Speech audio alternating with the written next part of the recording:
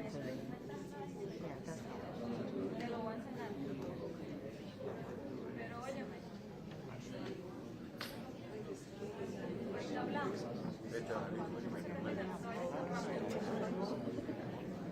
El socio viene conmigo de cine del año 83.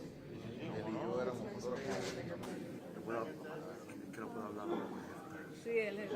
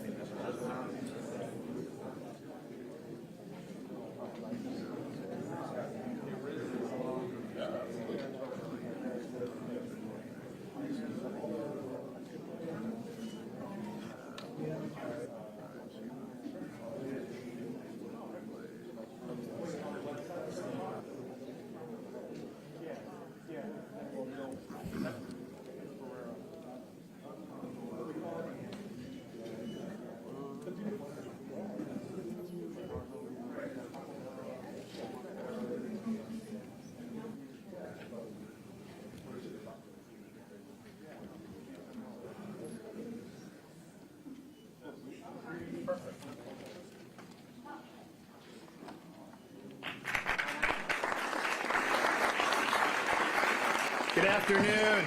Great to be back in Miami. I'm thrilled to be, thank you. We got great announcements today. We're here, our Lieutenant Governor's here, our Department of Transportation Secretary Perdue is here, GMX Governing Board Chair Cancio is here, and we also have a number of members from the always heavy-hitting Miami-Dade delegation in our legislature, led by our Senator Ana Maria Rodriguez, and we also have Representatives Busada Cabrera, Porras, Rizzo, Garcia, Basabi, and Barrero. So I want to thank them for being here and all their great work over what was a very productive legislative session. So we're here today to be able to announce that starting today on April 1st, and this is not an April Fool's joke, you are getting toll relief in the state of Florida for all of our commuters. So we were able in 2023 to do the most significant toll relief program in the history of the state. We were able to rebate 50% of all the tolls for our commuters on a monthly basis. So all you had to do, you have your transponder, you go through, you click a certain number of times to meet the threshold so we know you're a commuter. Because like, look, the visitors, we want them to pay, right? We'd rather have them pay than us. So they do that. But if you're here just working and you're getting to and from work and you're getting hit with these tolls, we wanted to be able to provide relief. So that was very successful to be able to reduce. And in this area, you have people saving hundreds of dollars that year. Some even saved more than that because some are paying thousands of dollars in tolls depending on what you're doing. Now that's not the norm, but it does happen.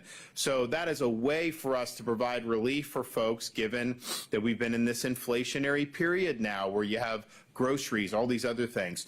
So it was really, really good. So we were able to come back and do it again. And I think the great thing about it, so it'll start April 1st.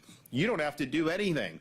And you'll see it on your May bill to show up. If you reach that threshold where we know you're commuting, you're going to get a 50% reduction. And the good thing is, if you look on this, it's not just, so obviously we have certain FDOT facilities that the state of Florida operates, as well as the Florida Turnpike. Okay, toll relief there. Great, that's good, but, and this is why this is such a good program, we have other FDOT managed lanes, the 95 express lane. You have I-4 in Central Florida, 595 in South Florida, 295 in Northeast. All these other places qualify for toll relief. Other toll roads and bridges that are not even necessarily state managed or operated, but yet here we come in saying, you know what, you should get relief on that. So you've got a lot here in South Florida, Rickenbacker Causeway, Venetia, and all those, but then even places like in the Panhandle, Garcon Point Bridge, that's a stiff toll. People have to use that to be able to go. There's other ones. So you look all throughout the state, people are going to be saving on all of those tolls. Everything up there will qualify. South Florida and Central Florida have the most, of course, and I think that more people will save in those two regions than others. But if you also look Southwest Florida at some of these bridges, the Sanibel Causeway, some people commute out there. You know, that place is rebuilding after Hurricane Ian. You need that. You have St. Pete, Tampa. You have Selman, all these other places. So this is really, really good to be able to do that.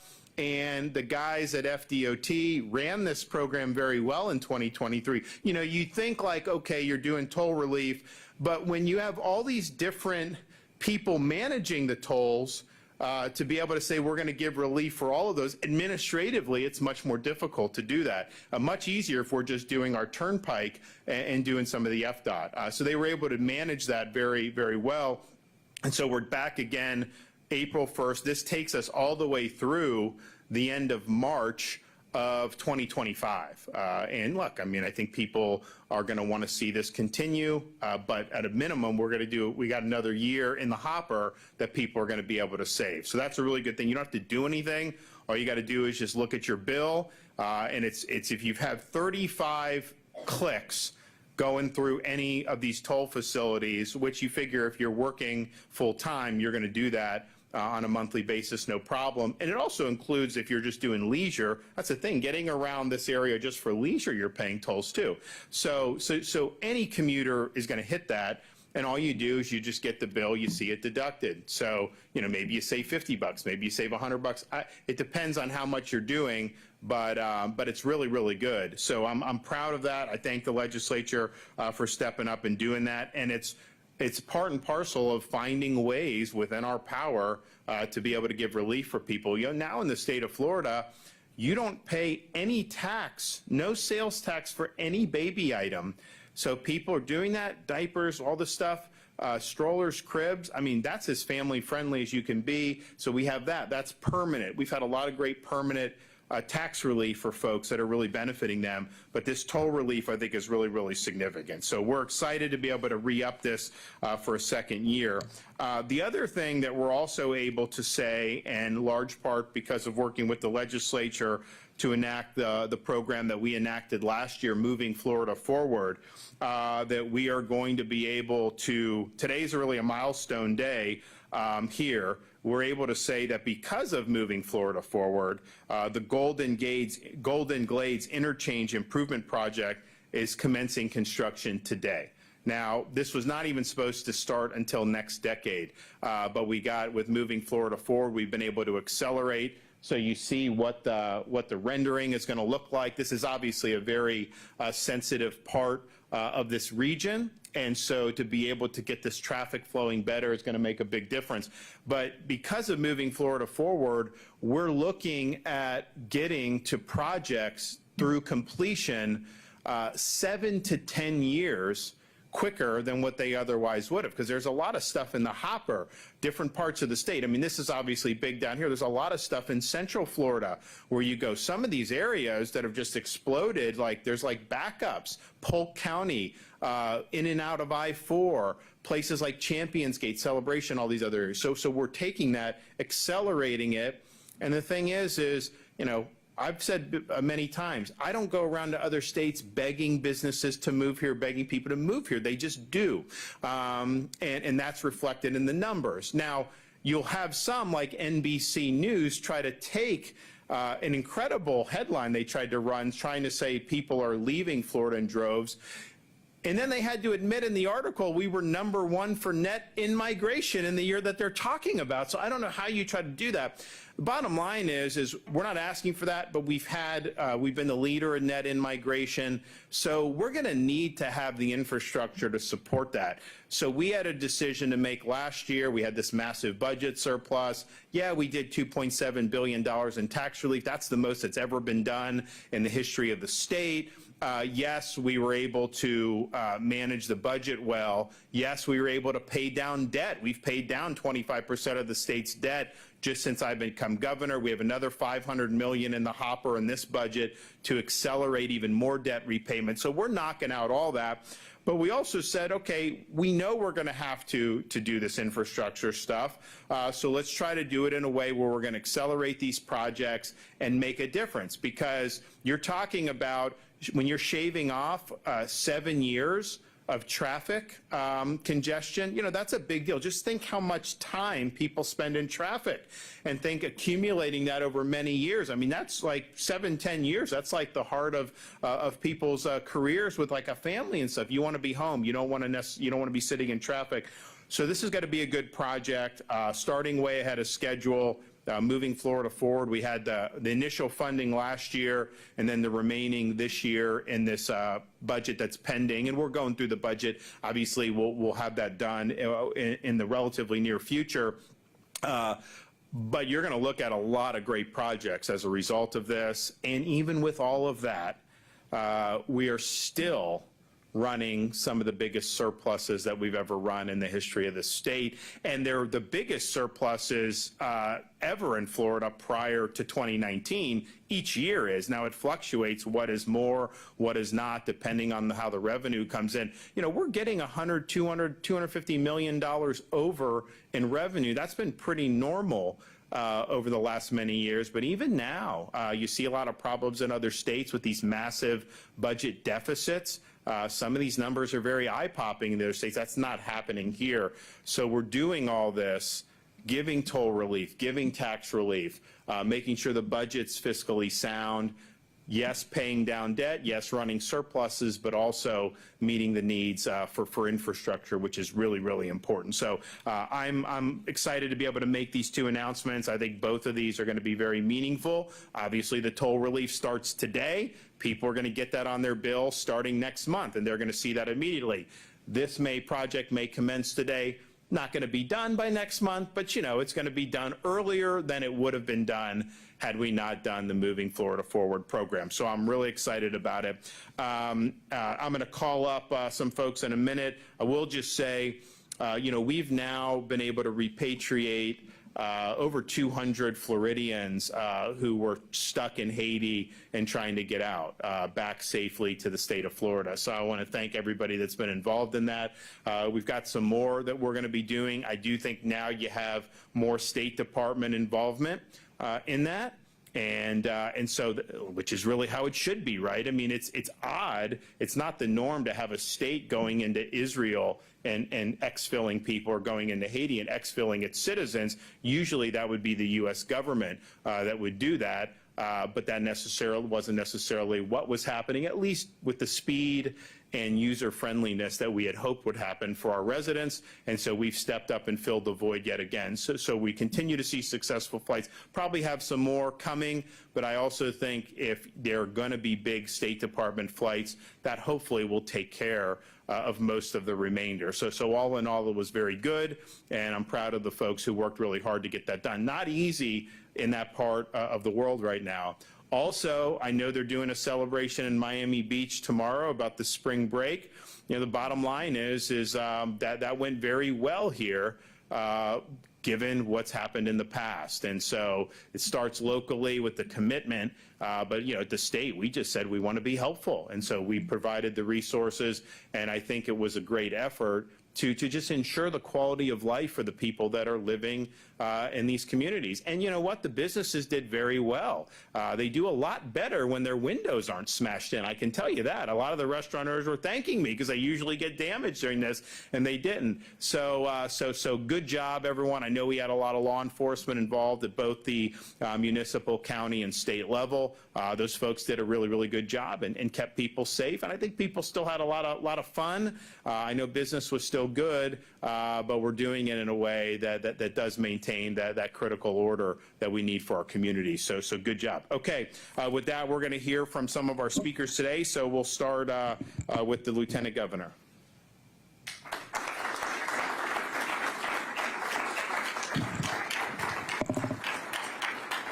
Well, good afternoon. It's great to be here, especially in Miami-Dade, and this very important announcement that the governor is proud to tout. Toll relief is something that I'm very passionate about, Governor, and I think that the words toll relief to everybody in this room are extremely important. They're going to bring a tremendous amount of relief to so many people that are struggling, as you mentioned, under the weight of Biden inflation, the cost of groceries, the cost of gas, all those things that create challenges for hardworking families. This project, this initiative is going to bring that much more to their bottom line every month. And what I'll say is toll relief, traffic, congestion, all of those things are a frequent topic of conversation, regardless if you're talking to a neighbor, if you're having coffee at Versailles and Islas Canarias.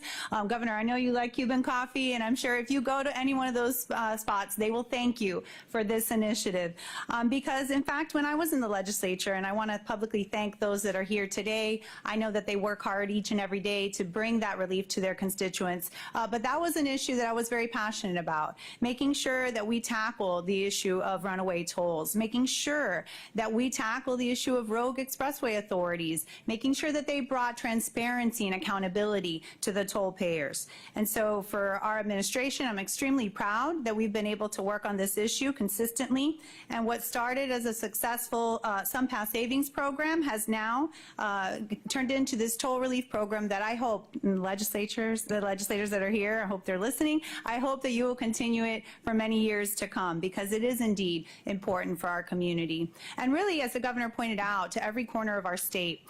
And so from the program that was issued, over $470 million worth of toll credits, that benefited over 1.2 million customers. And it saved up to and approximately $400. And as I mentioned, that goes a long way for hardworking families, especially with all that they're facing from the federal government and seeing those rising costs, inflation everywhere.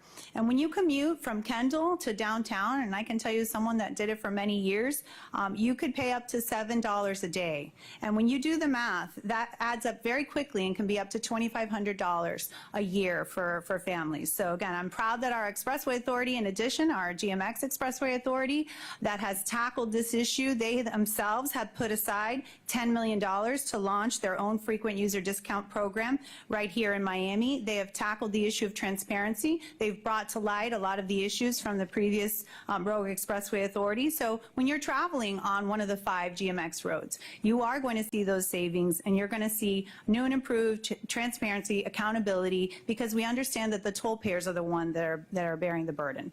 So again, I want to thank the governor for his leadership on this issue. I want to thank the legislature and the 2 county commissioners, I know one is here, that have been obviously touting this issue as well. I understand how challenging it is at the county level, and the county has a lot of issues that they're dealing with, but this issue is important for your constituents, and I know you hear from constituents on this issue as well. So thank you all very much, and I appreciate the governor's leadership on this.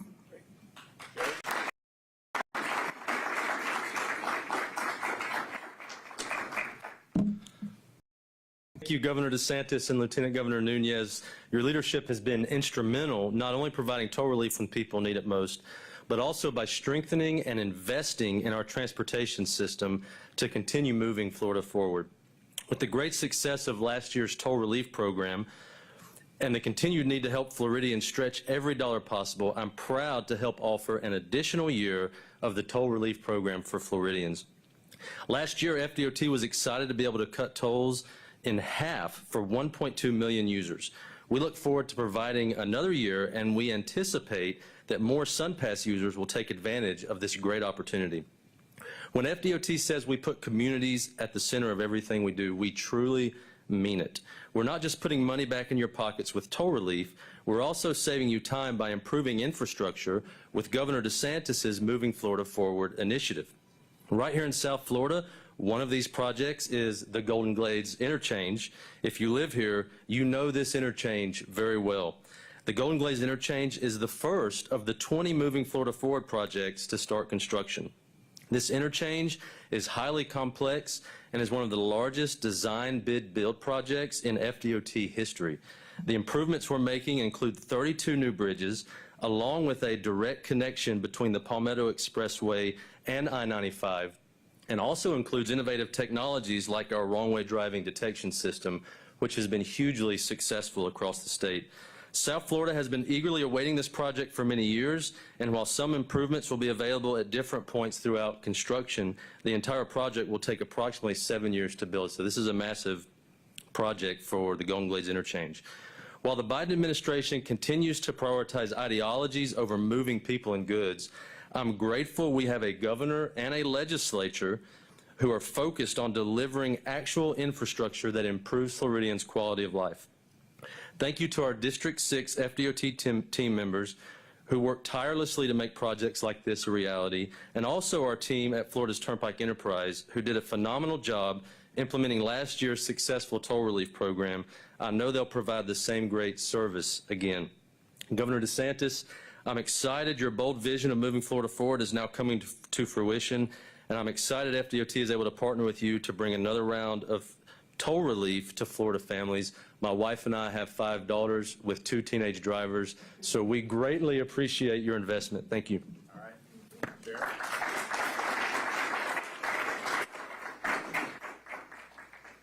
Good afternoon, Governor DeSantis, Lieutenant Governor Nunez, FDOT Secretary Perdue, and the many public officials and community members gathered here this afternoon. I'm Mary Lee Cancio.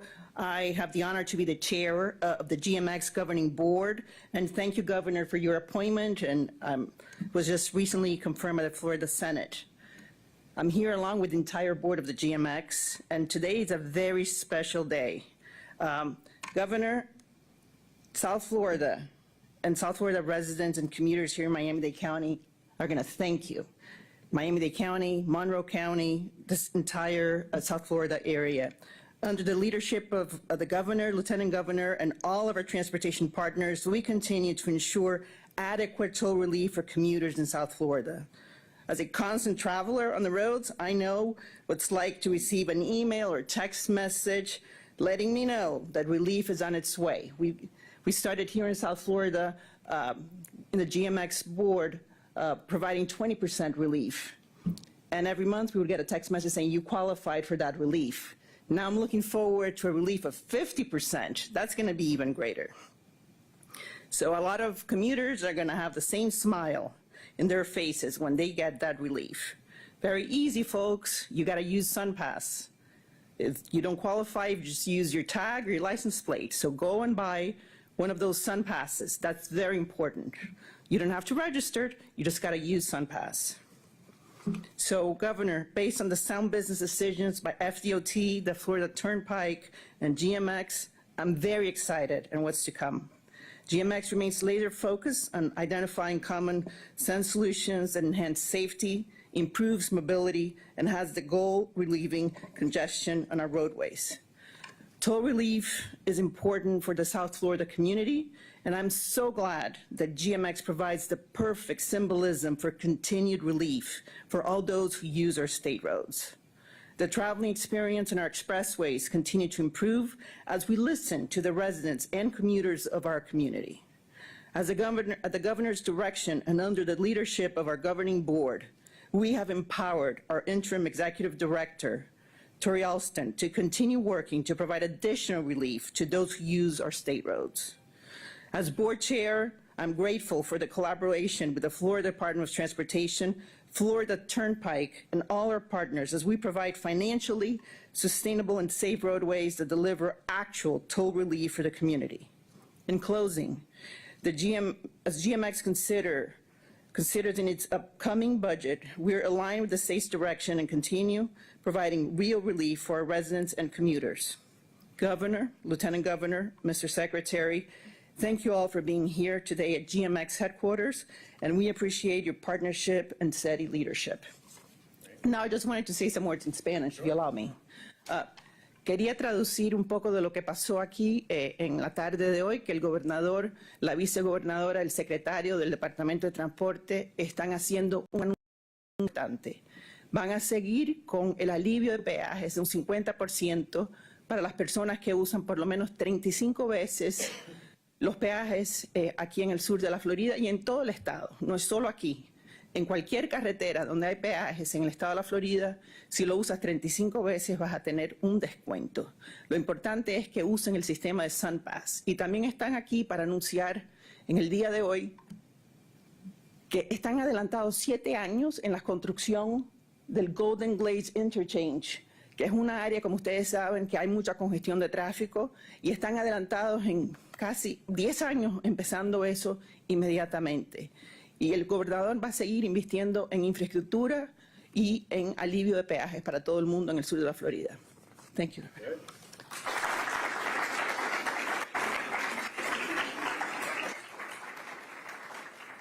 So you see, I mean, this is going to have a big impact, certainly in South Florida, other parts of the state as well, with the toll relief. We're really excited about that, and we're also excited that this project is moving now.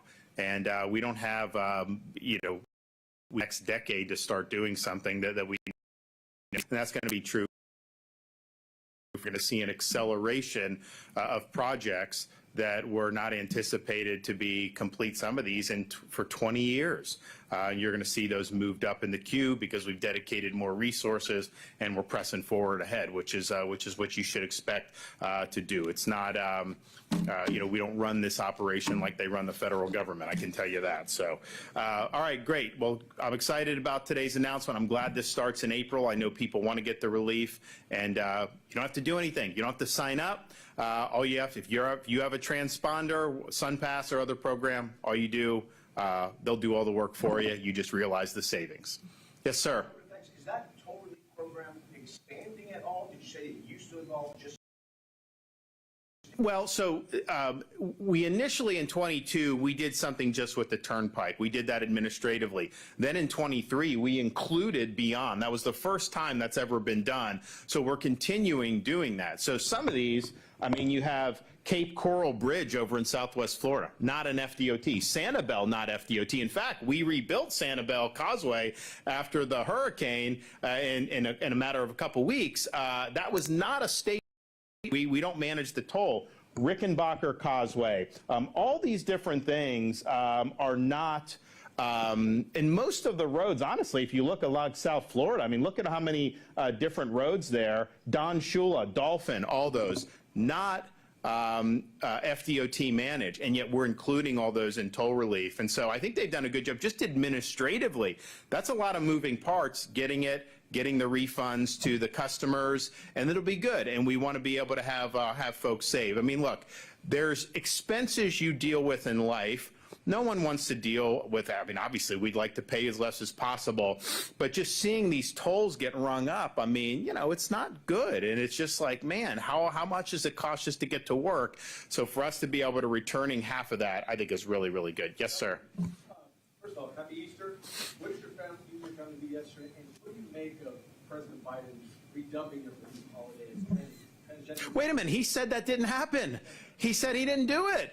So which raises the question, either he's not being honest with the public or he really didn't know what was going on. And so my question would be, who's running the presidency? Is it a bunch of woke 20-something-year-old White House staffers that just put out this drivel whenever they want? So I don't know who's in charge. The fact that he's not owning up to it, either way it's bad. Either he's not being honest or he really didn't have anything to do with it. But what we did was we had a big Easter egg hunt. I mean, kids didn't even change when they got back from church. They went in. They found a lot of Easter eggs, and it was like a massive amount. I told my wife, I said, you know, that's a lot. And so they did that, and they were running around. And then it got to be, you know, we get in, you know, we had a nice meal, we did all that. So then we get into later in the day, no naps. Just keep going nonstop, and I'm just like, you know, it's tough to keep up. But we had a good Easter, and it's an important. You know, the most important, you know, for Christians, the most important holiday on the calendar. And, you know, when Biden did, you know, I think it was ridiculous, but it does raise the issue. You know, you go back, you can see there's a picture that'll get circulated on the internet sometimes of the New York City skyline. And I think it was from like the 1950s. I think it was Good Friday. And you had the buildings lit up with crosses. You know, it was like big crosses. And that was not done, I don't think, by government. I think it was just done by companies or whoever was managing that, doing that. Now, you know, you would not see that type from corporate America or anything like that. So it shows you kind of, I think, the people that are gravitating to more what Biden's doing, you know, that is ultimately, you know, a type of religion that they're trying to advance in this society. And, you know, I'm for the same values that founded this country, and that's how I view it. Yes, sir. Governor, so the New York Post, as you mentioned, ran a story, and I didn't know if it was an April Fool's joke or not, because it says that people that moved down here during COVID to escape COVID tyranny are discovering that that it's hot and we have hurricanes down here, and they're leaving. But my wife disagrees. She's on the 95 South every day. And she wanted to know if you could possibly add 2 more express lanes to the 95 South and connect the Tuttle Causeway to the northbound expressways? And do you think that your policies, like against things like transit visibility and stuff, are the reason why net migration is so much higher here? Well, right. I mean, so the issue is, I didn't know. Yeah, I saw that. I think that was a play off the NBC article. But the thing is, we've led in net migration. I mean, look, this has always been a transient state. People come and go. That's normal. That happens in all states. But our state in particular has always had that. But we lead in net. And so that means that there must be a reason why people are wanting to do that. So for them to try to focus on acting like that there's an exodus because it's hot, I just don't know. It's like, okay, someone buys a home in Orlando and says, well, I don't have access to the beach that I thought I would. Yeah, you bought a house in the middle of the state. I mean, that's just the way it works. So, but yes, I think our policies have attracted folks. First, living in Florida during COVID was like living in a different country if you were coming from Illinois or New York or some of those places. And you know how I know? Because people that implemented some of those policies sent their families to live in Florida rather than live under their oppression. So that was true. I think how we've empowered parents on education has been really important. Parents know that they're going to have a say in the matter, that they're going to know what's being taught, and that they have options to be able to find the best school. But then also law and order and crime has been a big deal. Crime was in terrible shape 2020, 21, 2022. Saying now the statistics show around the country it's gone down. I don't know if that's true in some of those areas, but I also know that you do have an issue in kind of run-of-the-mill crimes. Not as much areas. Like if you get mugged in LA, that's like not even a big deal to them. Of course you're not going to get prosecuted, right? Whereas here, I mean, we would take that seriously. But I absolutely that the law and order commitment to public safety is a huge thing. And yes, we don't have an income tax. And yes, it's hotter in the summer here than it is in some other places. I don't think that it takes a great investigatory journalistic enterprise to figure that out. Of course it is. That's just the nature of it. But all the more reason why what we did last week to make sure we're not going to allow these squad is really important. That will live here. Go to Maine worker here in property. Summer, and again, this isn't most Floridians, but we probably have more in our state that do that than just about any other state. You go, and then you come back 4 months later, and someone sets up shop in your house, and then they're asserting rights against you. And then in some of these states, the property owner is the one that actually gets arrested when there's a confrontation. That's absurd. You don't have a right to squat in somebody's property. And so if you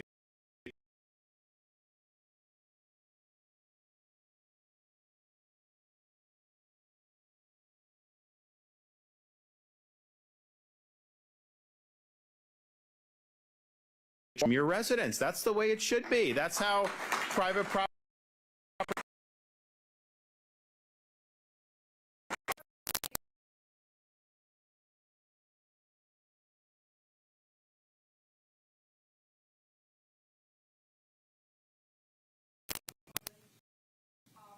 I was wondering what's your answer to needed strategies, taking into account that local program stores, state programs, like Kids Care, for instance, don't cover ABA therapy, and there are thousands. Well, but our Kids Care has been very effective. I mean, I think if you look at what the legislature has done over the years, they've really focused on helping working families make sure that their kids have access to health coverage, and so I think that they've done a good job. The whole stuff with the COVID and everything, that was obviously not something that was going to be sustainable. Everybody knew that was happening.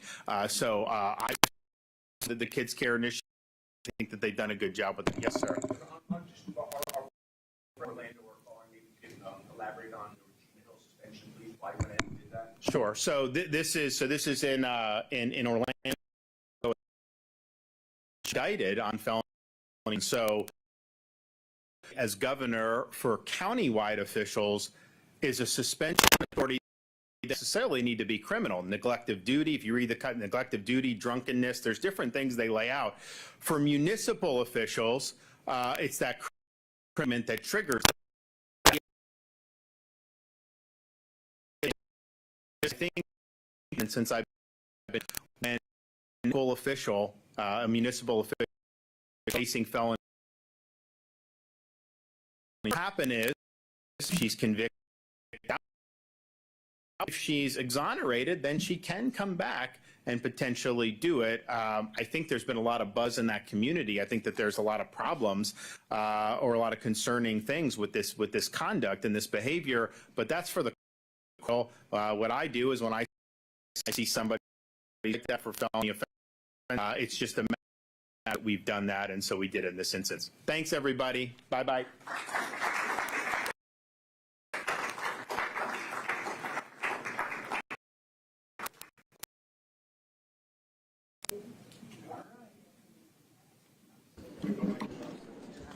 Ya está ahí en la vez.